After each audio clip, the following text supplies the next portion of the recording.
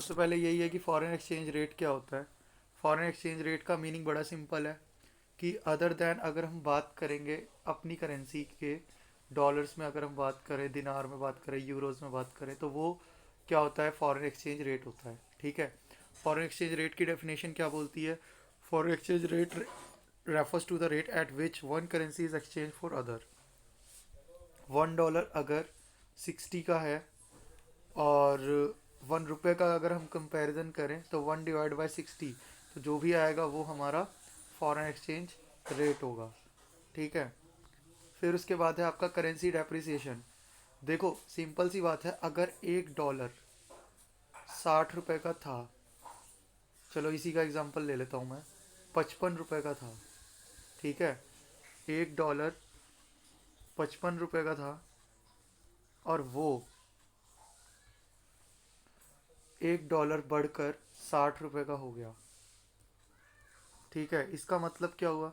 इसका मतलब ये हुआ कि पहले हमें $1 के लिए ₹55 पे करने पड़ते थे, अब $1 के लिए ₹60 पे करने पड़ रहे हैं। डॉलर वहीं का वहीं स्टैंड कर रहा है, लेकिन ₹55 से हमको 60 करने पड़ रहे हैं, यानी कि हमारा पैसा जो है वो वीक हुआ है, रुपीज़। ठीक है। तो इसको बोलते हैं करेंसी डेप्रिसिएशन। तो currency depreciation refers to decrease in the value of domestic currency in terms of foreign exchange. For example, rupees is said to be depreciated price of $1 from 55 to 60. ठीक है। Next, currency appreciation क्या होता है? Currency appreciation का मतलब ये होता है कि पहले $1 के लिए मुझे खर्चने पड़ रहे थे ₹60, अब $1 के लिए मुझे ₹55 पे करना पड़ रहा है। तो इसको बोलते हैं हम करेंसी अप्रिसिएशन। तो ठीक है ना। तो currency appreciation refers to increase in the value of domestic currency in terms of foreign exchange. For example, Indian rupee appreciated with $1 falls from 60 to 55। तो समझ में आ गया ना। $1 के लिए पहले ₹60 देने पड़ रहे थे, अब $1 के लिए ₹55 देने पड़ रहे हैं। सिंपल है, समझ में आ गया। टाइप्स ऑफ फॉरेन एक्सचेंज, ये तो आपको ऑलरेडी पता ही था, आपने सबसे पहले इसी को ही बोला। तो टाइप्स ऑफ फॉरेन एक्सचेंज में सबसे पहले फिक्स एक्सचेंज रेट सिस्टम आता है। फिक्स्ड में कौन फिक्स करता है? गवर्नमेंट। गवर्नमेंट फिक्स करती है कि डॉलर का प्राइस क्या होगा।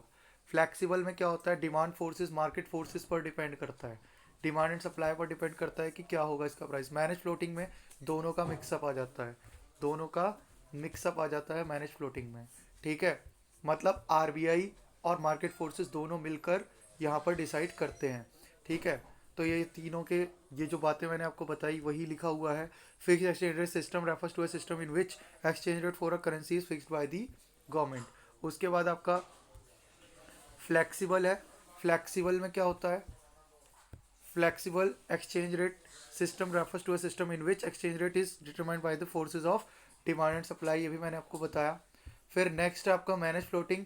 इसमें आपकी सेंट्रल बैंक और मार्केट दोनों मिलकर डिसाइड करते हैं, तो आप इसको पढ़ सकते हो। ठीक है। नेक्स्ट, डिमांड कब ज़्यादा होती है फॉरेन एक्सचेंज की? ये काफ़ी इंपॉर्टेंट चैप्टर है। पेपर के पॉइंट ऑफ व्यू से इतने सिंपल क्वेश्चन नहीं आते जितना ये सिंपल लगता है। अभी मैं आपसे कुछ क्वेश्चंस करूंगा इसके बाद, फिर देखते हैं आपको वो क्वेश्चन आते या नहीं आते। Demand for foreign exchange, demand कब फॉरेन एक्सचेंज की होती है? पहले imports of goods and services के लिए। ठीक है। जब आप बाहर से इंपोर्ट करना चाहते हो तब डिमांड होगी, तब आपको डॉलर चाहिए, क्योंकि इंपोर्ट किस में होता है? डॉलर में होगा, रुपीज़ में नहीं होगा। टूरिज्म, बाहर अगर आप घूमना चाहते हो तो तब भी आपको डॉलर चाहिए। ठीक है। यूनिलेटरल ट्रांसफ़र, अगर आप कोई गिफ्ट्स वगैरह सेंड कर रहे हो बाहर तो उसके लिए भी डॉलर चाहिए। अगर आप बाहर फॉरेन एसेट्स खरीदना चाहते हो, बिल्डिंग, ये सब चीज़ें अगर आप खरीद रहे हो तो उसमें भी आपको एसेट्स डॉलर्स की ज़रूरत पड़ेगी या फॉरेन एक्सचेंज की ज़रूरत पड़ेगी। स्पेकुलेशन क्या होता है? बताना। स्पेकुलेशन,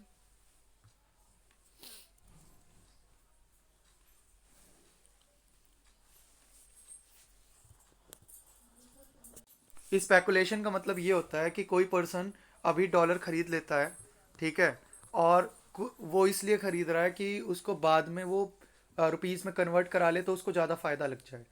अगर मान लो आगे चल के हमारी रुपीज़ डेप्रिशिएट होती है और डॉलर आपने लिया हुआ है, तो अगर आप इंडिया में कोई चीज़ खरीदना चाहोगे आपको सस्ती पड़ेगी, तो इस मकसद से, या डॉलर आगे चल के महंगे हो जाएंगे, रुपीज़ को कन्वर्ट करा लो डॉलर में, तो मेन मकसद यहाँ पे गेन है। अगर आप प्रॉफिट कमाने के लिए ऐसी कोई एक्टिविटी करते हो गेन पर्पस से, तो उसको बोलते हैं स्पेकुलेशन। ठीक है,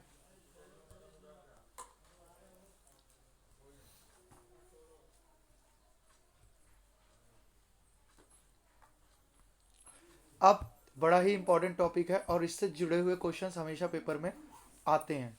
ठीक है, रीज़न मैं पहले भी बता चुका हूँ। Reason for rise in demand of foreign currency, foreign currency की डिमांड जो बढ़ती है वो क्यों बढ़ती है। बहुत सिंपल सा फंडा है।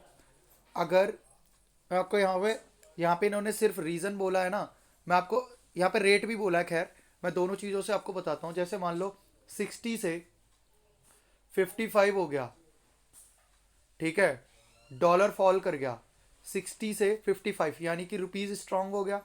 If price of $1 fall from 60 to 55, अब इस केस में क्या होगा, import from USA will increase, तो इंपोर्ट्स बढ़ जाएंगे और उससे इंपोर्ट बढ़ने की वजह से डिमांड जो है वो इंक्रीज हो जाएगी।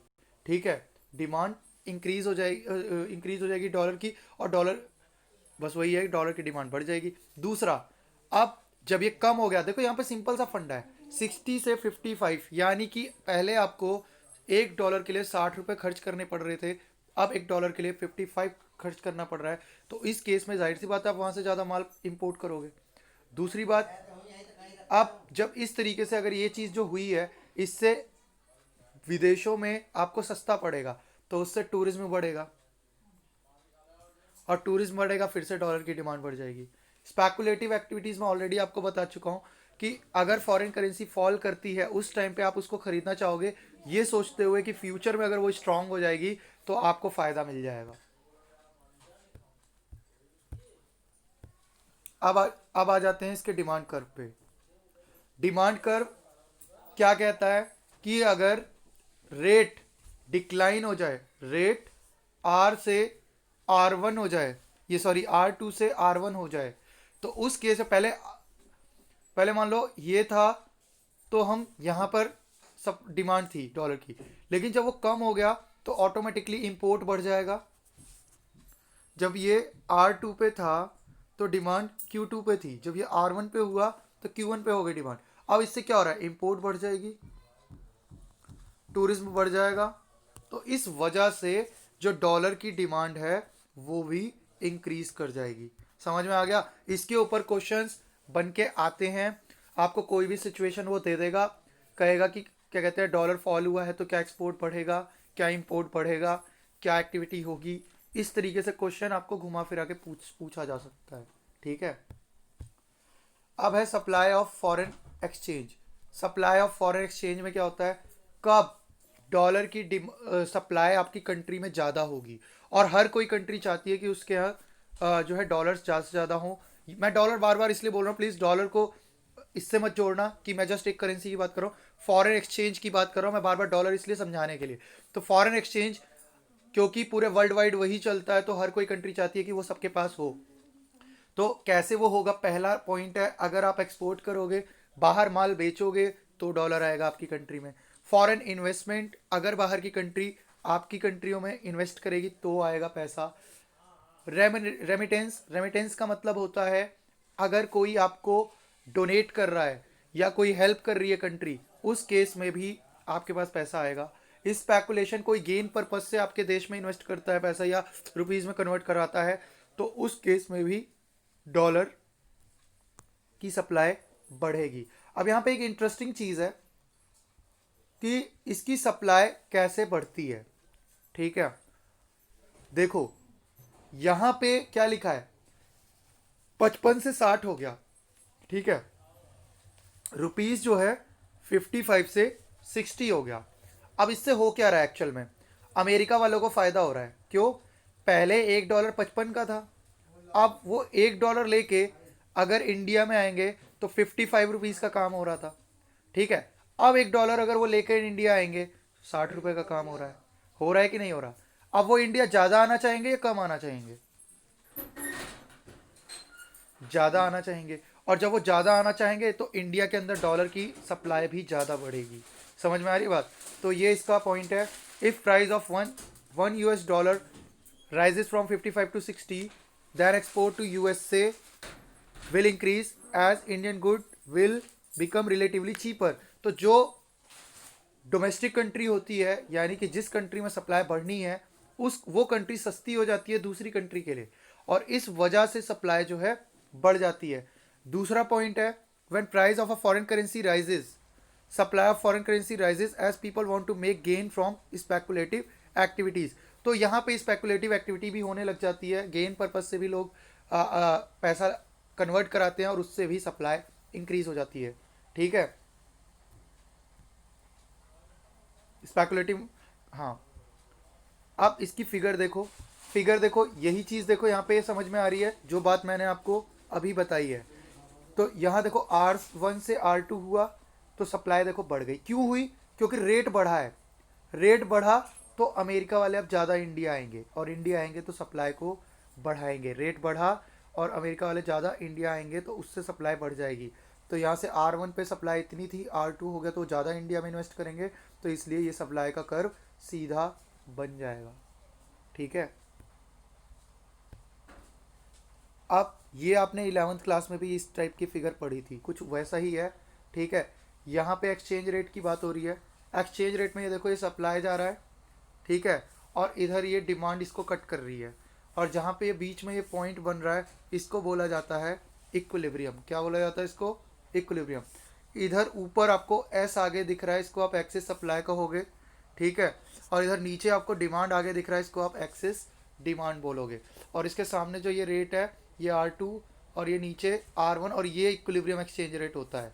ठीक है, इसको थोड़ा बहुत एक्सप्लेन कर देना इसी तरीके से जैसे मैंने बताया है, 2-3 मार्क्स का अगर आएगा तो। अब ये वाला बहुत ही ईजी है, जब इसमें वो आपको कह रहा है इंक्रीज इन डिमांड, तो इक्विलिब्रियम देखो ऐसे बन रहा था, तो रेट इसका यहाँ पे था, अब वो कह रहा है डिमांड को शिफ्ट कर दो इस तरफ। पहले ऐसे बन रहा था ना, तो यहाँ पे इक्विलिब्रियम था, और डिमांड को राइट वर्ड कर रहा है, तो राइट की साइड पे डिमांड को बढ़ा दो। ठीक है, तो ये राइट वर्ड हो गया। अब इक्विलिब्रियम यहाँ पे शिफ्ट हो गया। उसी तरीके से लेफ्ट पे कर दोगे तो इक्विलिब्रियम दूसरी तरफ शिफ्ट हो जाएगा, यहाँ पे ऐसे। ठीक है, तो ये इस टाइप की फिगर्स थोड़ा सा अच्छे से कर लेना। ठीक है, अब चेंज इन सप्लाई, सप्लाई में क्या है? Increase in supply, decrease in supply. तो अगर इंक्रीज होगी सप्लाई तो उसको राइट वर्ड शिफ्ट करो। ठीक है, और अगर डिक्रीज होगी सप्लाई तो उसको लेफ्ट वर्ड शिफ्ट कर दो। पहले इक्विलिब्रियम बन रहा था यहाँ पर, और अब लेफ्ट करोगे तो ये यहाँ पे बन जाएगा, और सॉरी राइट करोगे तो ये यहाँ पे बन जाएगा, और लेफ्ट करोगे तो ऊपर की तरफ यहाँ पे बन जाएगा। अब है foreign exchange market. Foreign exchange market क्या होती है? फॉरेन एक्सचेंज मार्केट पहली चीज़ मैंने बता रखी है, कोई भी मार्केट होती है जहाँ पे गुड्स सोल्ड किए जाते हैं और ख़रीदे जाते हैं, उसको बोलते हैं फॉरेन एक्सचेंज मार्केट। तो foreign exchange market is the market in which foreign currency are bought and sold. Simple. ठीक है, अब इसके फंक्शंस क्या क्या होते हैं? पहला होता है transfer function. Transfer function it transfer purchasing power between the countries involved in the transaction. This function is performed through credit instruments like bill of exchange, bank draft, telephonic transfer. तो यहाँ पे खरीदे और बेचे जा मतलब ऑनरशिप ट्रांसफ़र की जाती है, मतलब पावर ट्रांसफ़र की जाती है फॉरेन एक्सचेंज की, मतलब एक कंट्री से दूसरी। क्रेडिट फंक्शन क्या होता है? उधार होता है इसमें। ठीक है उधार मतलब क्रेडिट पे जो भी चीज़ें, एक मिनट रुकना। तो ठीक है, फिर आगे आ जाता है हेजिंग फंक्शन। हेजिंग फंक्शन में क्या होता है? Hedging function when export and import enter into an agreement to sell and buy give some future date on the current price. ये मैंने आपको पहले ही बता रखा है। इसका मतलब ये होता है कि आज जो प्राइस है, आज की डेट में जो प्राइस है, उस प्राइस पर, उस रेट पर आप फ्यूचर में ट्रांजेक्शन करोगे, उसको बोलते हैं हेजिंग फंक्शन। कॉन्ट्रैक्ट टाइप का।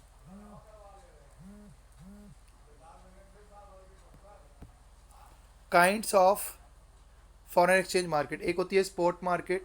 स्पॉट मार्केट में immediately transaction on the spot हो जाती है। फॉरवर्ड में क्या होता है? वही चीज़ जो मैंने अभी हैजिंग में बताई थी, कि जो रेट पे आज हम एग्री हुए हैं फिर फ्यूचर में उसी रेट पर ट्रांजैक्शन होना, वो आपका हो गया फॉरवर्ड मार्केट। ख़त्म। ठीक है, और इसकी मैंने कर ली है रिकॉर्डिंग।